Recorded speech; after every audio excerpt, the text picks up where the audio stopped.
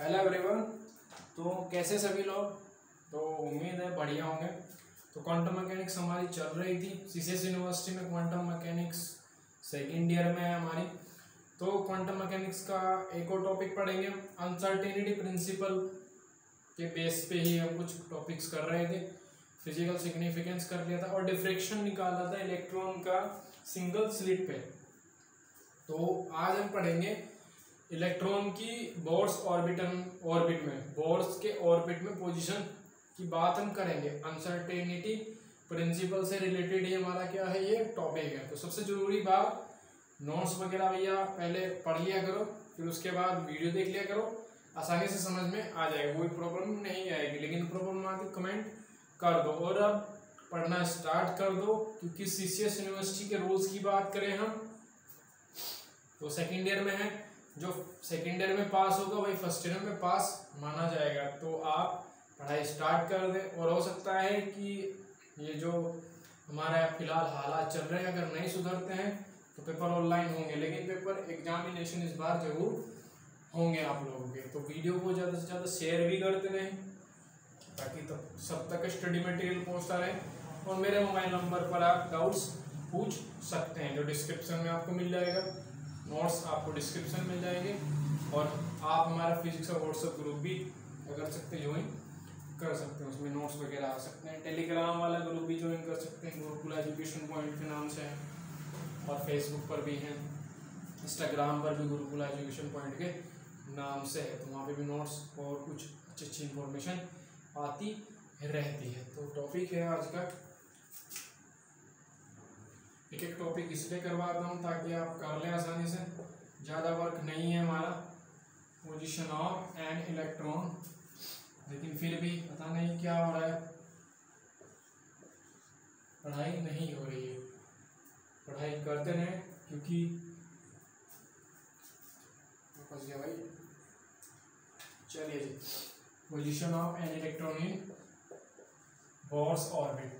थोड़ा सा बोर का जो प्रिंसिपल है वो पढ़ लें। बोर्स ऑर्बिट ज़्यादा नहीं पढ़ना है, बस नहीं बता देता हूँ कि बोर्स में हमें पता लगा कि जो इलेक्ट्रॉन होता है हमारा, उसके पास एक क्या होता है, वेल डिफाइंड क्या होता है, एंगुलर मोमेंटम होता है। इलेक्ट्रॉन जो होता है हमारा बोर्स के ऑर्बिट में, बोर ने देखा कि ऑर्बिट में जो इलेक्ट्रॉन है हमारा, उसके पास वेल डिफाइंड क्या होगा, आपका इतनी चीज़ याद रखनी है, वेल डिफाइंड एंगुलर मोमेंटम होता है उसका अपने ही।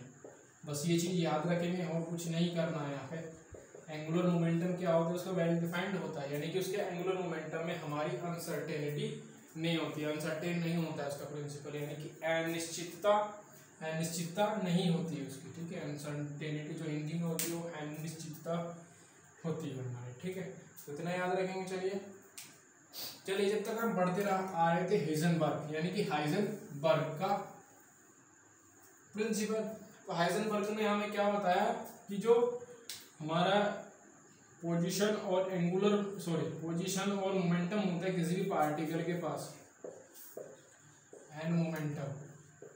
तो मैंने सब बताया था आप लोगों को कि ये इम्पॉसिबल होता है, इनका दोनों का जो मेजरमेंट होता है 100% एक्यूरेटली, साइमल्टेनियसली 100% एक्यूरेट, इनको हम डिफरेंट क्या बोल रहा हूँ मैं, साइमल्टेनियसली 100% हम इनमें एक्यूरेटली हम इनको नहीं डिफाइन कर सकते। तो ये इम्पॉसिबल है दोनों का मेजरमेंट करना, ये हाइजेनबर्ग ने बताया।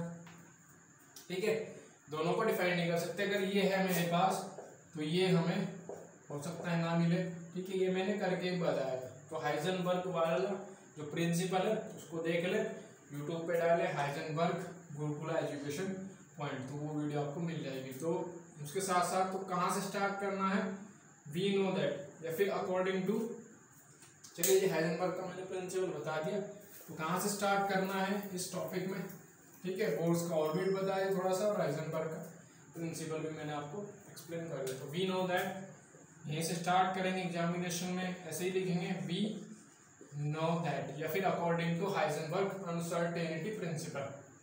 जैसा कि आप लैंग्वेज सेकेंड ईयर में आगे अब लैंग्वेज बनाना आप सीख लें, वो आपको कंपटीशन में भी फायदेमंद रहेगी और आप कोई भी एग्जाम देने के लिए जाते हैं जैसे फिजिक्स केमिस्ट्री मैथ्स के लिए IIT JAM टिफर चेस्ट, तो उसमें भी आपको वो बेनिफिट करेगी। ठीक है, तो we know that del x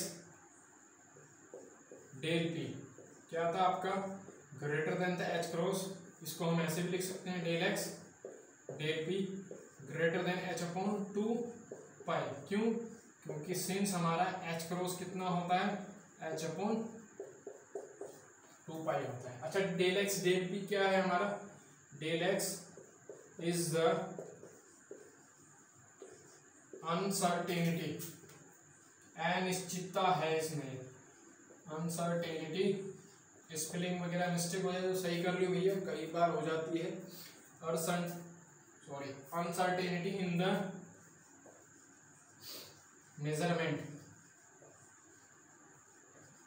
measurement of position, और पोजीशन किसकी है, उस पार्टिकल की, पार्टिकल हमारा इलेक्ट्रॉन है। ठीक है, चलिए जी, डेल पी क्या है, ऐसे लिखेंगे एग्जामिनेशन में, कुछ भी नहीं हटाना है, अनसर्टेनिटी।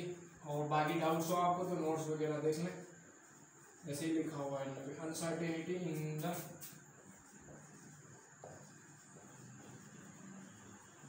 Measurement of momentum.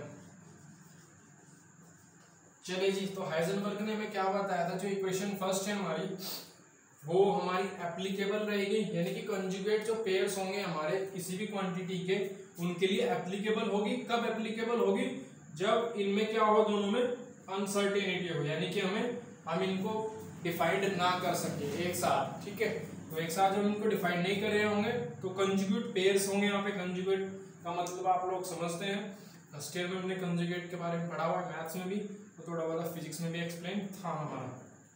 तो कंजुगेट जो पेयर्स होंगे किसी क्वांटिटीज के, तो ये इक्वेशन जो हमारी होगी, क्वांटिटीज क्या है हमारी, डेल एक्स और डेल पी है। ठीक है, अनसर्टेनिटी पोजीशन में और मोमेंटम में अनसर्टेनिटी, तो एप्लीकेबल रहेगी इन कंजुगेट पेयर्स के लिए। कब, जब हम इन दोनों को डिफाइन ना कर सकें। ठीक है, ये चीज हमें याद रखनी है। एक बार और बता दूं, ये जो इक्वेशन फर्स्ट है हमारी, ये एप्लीकेबल रहेगी किसके लिए, कंजुगेट पेयर्स के लिए। कंजुगेट पेयर्स किसके होंगे, किसी क्वांटिटी के। क्वांटिटी क्या है हमारे पास, डेल एक्स डेल पी। कब, जब हमारी एप्लीकेबल कब होगी ये कंजुगेट पेयर्स के लिए, जब ये दोनों हमारे एक साथ हमें डिफाइंड ना हो। ठीक है, वेल डिफाइंड ना हो, यानी कि इन दोनों में से एक में क्या हो, अनसर्टेनिटी हो।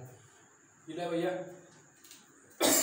सॉरी, चलिए जी, तो हम क्या जानते हैं, x is equal to r theta, x is equal to कितना होता है, आर थीटा होता है, पढ़ा हुआ है, रिलेशन होता है हमारा लीनियर पोजीशन और कौन सी position, angular position, theta is angular position. R क्या है भैया, where R is radius vector, उस पार्टिकल का radius vector of particle at any instant, at any instant. ठीक है, and theta is angular position.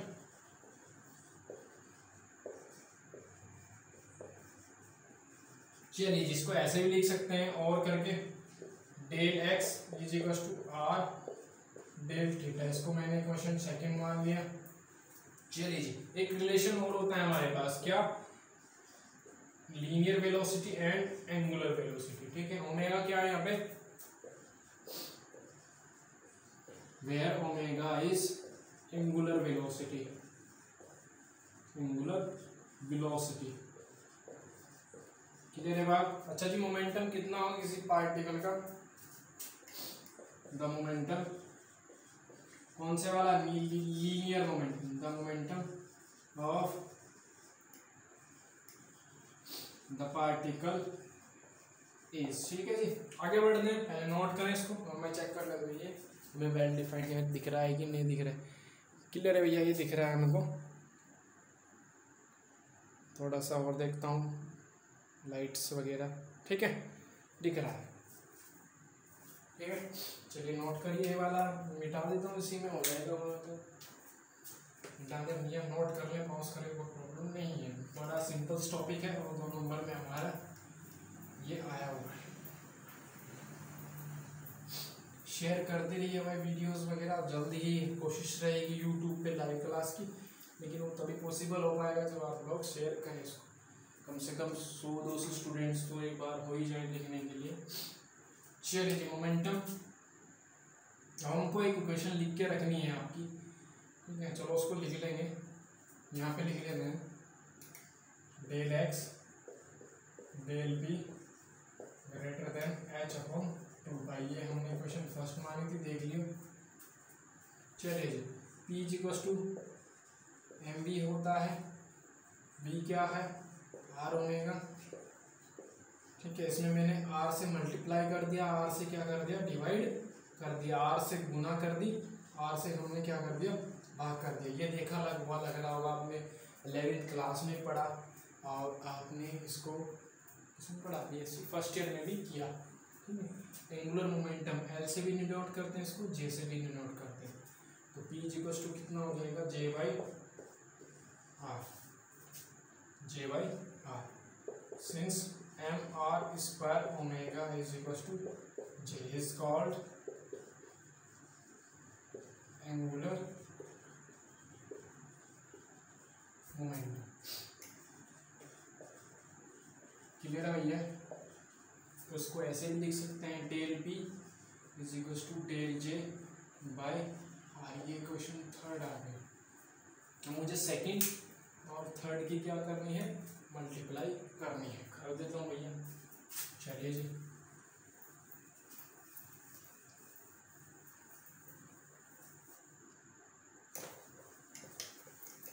चलिए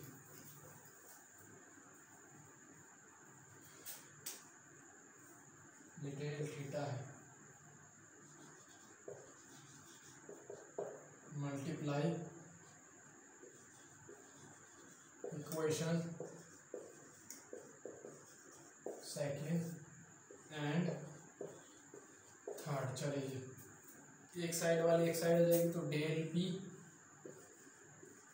del x is equal to del j by r है into r del theta है। Clear है भैया? Are del theta हो गया, इधर डेल एक्स आ गया, देख ले भैया, मल्टीप्लाई सब में करनी आती है, आर से आर कैंसिल, तो del p del x is equal to कितना भैया del j del theta from first या फिर बट करके भी लिख सकते हैं, डेल पी डेल एक्स जो है हमारा क्या है एच अपॉन 2 पाई है, कह सकते हैं। सो डेल भैया ये वाली टर्म इसके इक्वल है, तो ये जो है हमारा यहाँ है इसके इक्वल हो जाएगा ग्रेटर देन एच अपॉन 2, ठीक है। तो यहाँ पे अगर हम देखें, चलो इसको नोट करो पहले, आगे तो कुछ रहा ही नहीं हमारा, यहाँ तक समझ में आ गया, उम्मीद है। नहीं आया तो कमेंट करेंगे भैया। चलो मिटा दे इसको, एक भी टॉपिक करवा रहा हूँ, ज़्यादा कम ही बैठता है, 15-20 मिनट का बैठता है, लेकिन तब भी नहीं देख पा रहे तो फिर तो भैया बड़ी प्रॉब्लम हो जाएगी। अगर ऑनलाइन एग्जामिनेशन होने लगे तो ऑब्जेक्टिव क्वेश्चन आएंगे, और ऑब्जेक्टिव क्वेश्चन डिग्री भी पूछ सकता है वो, ठीक है। चले जी, अब बोर्ड से बताया कि उसके पास एक वेल डिफाइंड एंगुलर मोमेंटम होगा, यानी कि अगर अनसर्टेनिटी यानी कि जो अनिश्चितता है हमारी एंगुलर मोमेंटम में 0 हो, भाई उसमें एरर डेल क्या दिखाता है हमारा, मैंने बताया था आप लोगों को एरर, भाई वो अगर हमें पता है मोमेंटम एंगुलर उसका पता है हमें, तो एरर उसमें है नहीं, एरर कितनी है उसमें 0 है, तो डेल जे तो 0 हो गया, और डेल थीटा एच अपॉन 2 पाई ऐसे करके लिखेंगे, इस डेल जे को इसके नीचे पहुंचा देंगे, ठीक है। तो del theta greater than h upon 0 2 pi और नीचे 0 आ गया, तो डेल जो थीटा है हमारा इज इक्वल टू इन्फिनिटी, यानी कि पोजीशन में हमारी क्या होगी अनसर्टेनिटी। यही क्या है हमारा बोर्स का ऑर्बिट का जो प्रिंसिपल था, कि उसका एंगुलर मोमेंटम हमें डिफाइंड होता है, वेल डिफाइंड होता है। यानी कि जो एरर है डेल यहाँ पे क्या दिखा रहा है, ये तो हमारा एंगुलर मोमेंटम हो गया, क्लियर है बात, angular momentum, it is angular momentum, और डेल हमें क्या दिखा रहा है यहाँ पे एम निश्चितता, यानी कि एरर कह सकते हैं। और एरर हमारी कितनी है उसमें, जब वो हमें पता है तो एरर 0 हो गई भैया, अगर ना पता हो तो एरर हम कुछ लेते। तो वैल्यू रखी डेल थीटा, उस कंडीशन में हमारी क्या होगी, इंफिनिटी आ गई। तो यही था हमारा क्या, बोर्स का ऑर्बिट, जो मैंने आपको स्टार्टिंग में इसका स्टेटमेंट बताया था। क्लियर है, पहुंचे यहाँ तक। आगे प्रिंसिपल यानी कि एप्लीकेशन करेंगे किस, कौन से वाले प्रिंसिपल की, हाइजेनबर्ग के अनसर्टेनिटी प्रिंसिपल की। ठीक है, तब तक शेयर कर दो और भैया नोट्स वगैरह डाउनलोड कर लो। Thank you.